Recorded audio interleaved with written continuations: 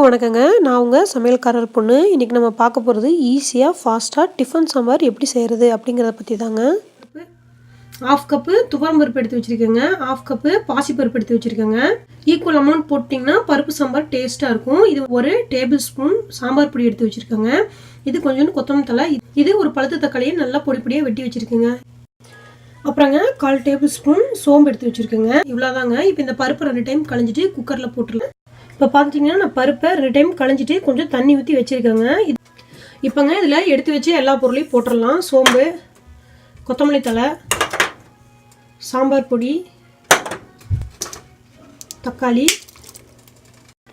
நான் இதில் கொஞ்சோண்டு விளக்கெண்ணெய் விடுறேங்க. உங்கள்கிட்ட விளக்கெண்ணெய் இருந்தால் விடுங்க, இல்லாட்டி பரவாயில்ல, ஒன்றும் பிரச்சனை இல்லைங்க. விளக்கெண்ணெய் விட்டால் நல்லா பருப்பு குழஞ்சி வேகும், அதனால தான். விளக்கெண்ணெய் இல்லாட்டி விட வேண்டியதில்லை. நான் நிறைய டைம் விட மாட்டேன், ஏதோ ஒரு சில டைம் தான் விடுவேன். உங்கள்கிட்ட இருந்தால் விட்டுக்கோங்க. இதை நான் நல்லா கலக்கிட்டு மூடி வச்சு 5 விசில் விட போகிறேங்க. இப்போ இதுக்குள்ளேங்க நான் ஒரு சின்ன தட்டத்தை போட்டுருவேங்க. ஏன்னா இப்போ தண்ணி நிறைய ஊற்றிட்டேன்னா விசில் வரும்போது பருப்பெல்லாம் அப்படியே விசில் வழியாக வெளியே வந்து கிச்சன் ஃபுல்லாக தெரிச்சிருங்க. அதனால் இந்த மாதிரி ஒரு சின்ன தட்டத்தை போட்டு நீங்கள் மூடிட்டிங்கன்னா விசில் வரும்போது தண்ணி எக்ஸ்ட்ரா இருந்தால் கூட தண்ணி வெளியே வராது. கொதிக்கும் போது இந்த பிளேட் வந்து நல்லா விசில் வர இடத்துல ஹோல் கிட்ட வந்துடும். அப்போ வந்து உங்களுக்கு வெளியே தெரிக்காது. இப்போ இதை மூடி வச்சிடலாங்க.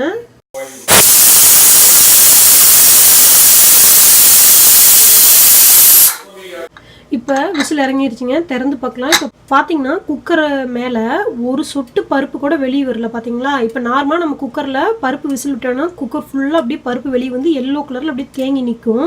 இப்போ இங்கே பார்த்தீங்கன்னா ஒரு சொட்டு பருப்பு கூட வெளியே வரல. ஏன்னா நான் ஒரு குட்டியூண்டு தட்டம் போட்டேன், பார்த்தீங்களா? அதனால தான் பருப்பு எதுவுமே வெளியே வரல. நீங்களும் இனிமேல் பருப்பு வேக வைக்கிறனா அந்த மாதிரி பண்ணுங்கள்.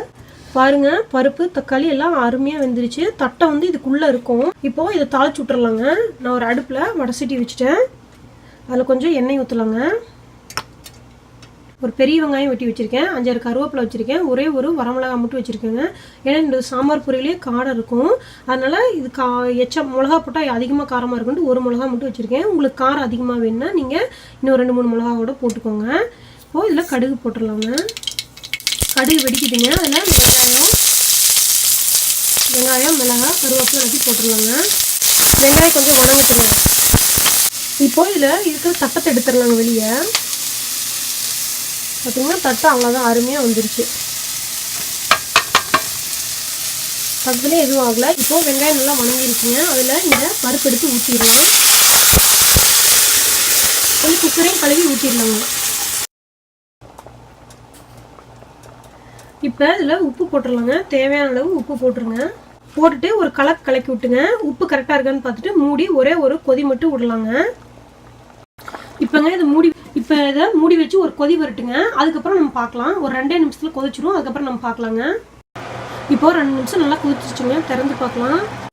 சாம்பார் ரெடி ஆயிடுச்சுங்க. அடுப்பை ஆஃப் பண்ணிடலாம். இது நெய் ரோஸ்ட்டு சூப்பராக இருக்கும். அதுவும் ஆனியன் நெய் ரோஸ்ட் போட்டு சாப்பிட்டிங்கன்னா அவ்வளோ அருமையாக இருக்கும். 2 தோசை சாப்பிட்றவங்க 4 தோசை சாப்பிடுவாங்க. இதை நீங்களும் உங்கள் வீட்டில் செஞ்சு பாருங்கள். எப்படி இருந்துச்சுன்னு உங்கள் கமெண்ட்ஸ் எனக்கு சொல்லுங்கள். இந்த வீடியோ உங்களுக்கு பிடிச்சிருந்தா லைக் பண்ணுங்கள். உங்கள் கமெண்ட்ஸை ரைட் பண்ணுங்கள். மறக்காமல் சப்ஸ்கிரைப் பண்ணுங்கள். தேங்க்யூ.